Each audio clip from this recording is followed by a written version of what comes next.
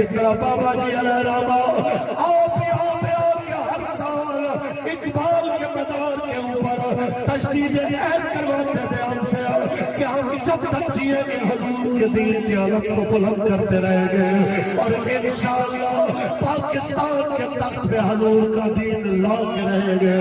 اور دنیا دیکھے گی کہ پاکستان کا مطلب کیا، پاکستان کا مطلب کیا،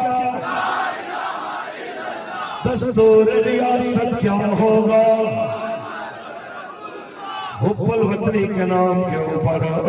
دین کے سودا کرنے والے سب سے پہلے پاکستان کے نعرے لگا کے عافیہ صدیقی جیسی بیٹیوں کو بیچنے والے اور جناب اعلیٰ آج انہیں دین دشمنوں کی آغوش کے اندر موت کا انتظار کرنے والوں کو کہنا چاہتا ہوں تم پاکستان کے وارث نہیں، یہ پاکستان کے وارث ہیں جو کہہ رہے ہیں پاکستان کا مطلب کیا، دستور ریاست کیا ہوگا۔ تمہارا نعرہ صرف منافقت پہ مبنی ہے، تم گلے سے اوپر صرف پاکستان کی محبت کی بات کرتے ہو، گلے سے نیچے محبت پاکستان تمہارے اندر نہیں ہے۔ ہمارے بابا جی فرمایا کرتے تھے یہ ادھوری محبت پاکستان ہے کہ پاکستان کی محبت کی بات کی جائے، پوری محبت پاکستان یہ ہے کہ پاکستان کے دشمنوں کو دشمن بھی سمجھا جائے، اور یہ ادھورا عشق رسول ہے کہ حضور سے محبت کی بات کی جائے، پورا عشق رسول یہ ہے کہ حضور کے دشمنوں کو دشمن بھی سمجھا جائے اور کہا جائے من سب نبیوں، من سب نبیوں، من سب نبیوں۔ کہتے ہیں جناب کیسے پاور آئے گی، کیسے طاقت آئے گی، ہمارے اندر طاقت نہیں ہے، ہم یورپ سے مقابلہ کریں،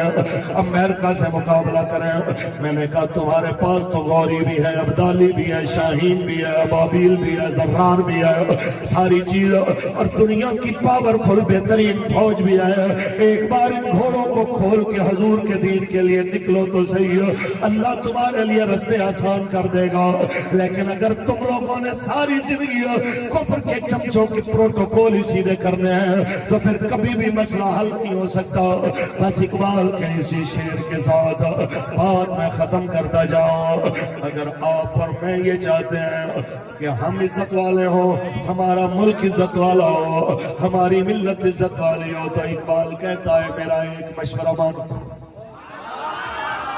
کہ بازو تیرا توحید کی قوت سے قوی ہے، اسلام تیرا دیس ہے تو مصطفی ہے، اسلام تیرا دیس ہے تو مصطفی ہے۔ کسی نے اسلام کو سمجھا ہی نہیں ہے، اگر سمجھتے تو یہ باتیں نہ کرتے۔ یہ پاکستان میں پھر تقسیم در تقسیم کے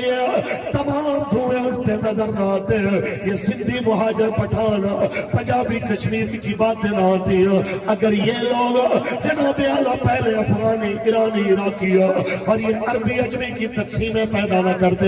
اگر یہ سارے اس لیے کھڑے ہو جاتے کہ تیرا میرا رشتہ کیا، تیرا میرا رشتہ کیا، اور پاکستان کا مطلب کیا، ہم نے تو کہیں نہیں پڑھا کہ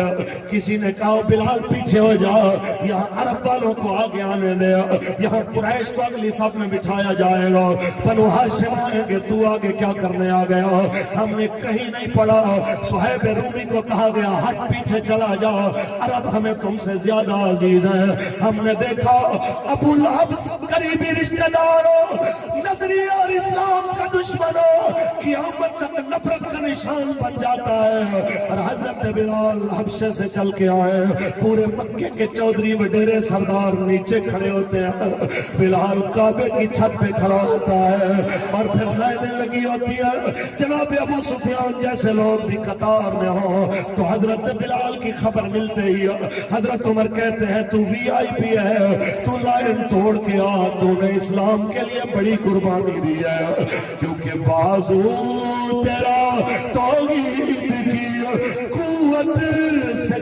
ہے اسلام تیرا دیس ہے تو مصطفی ہے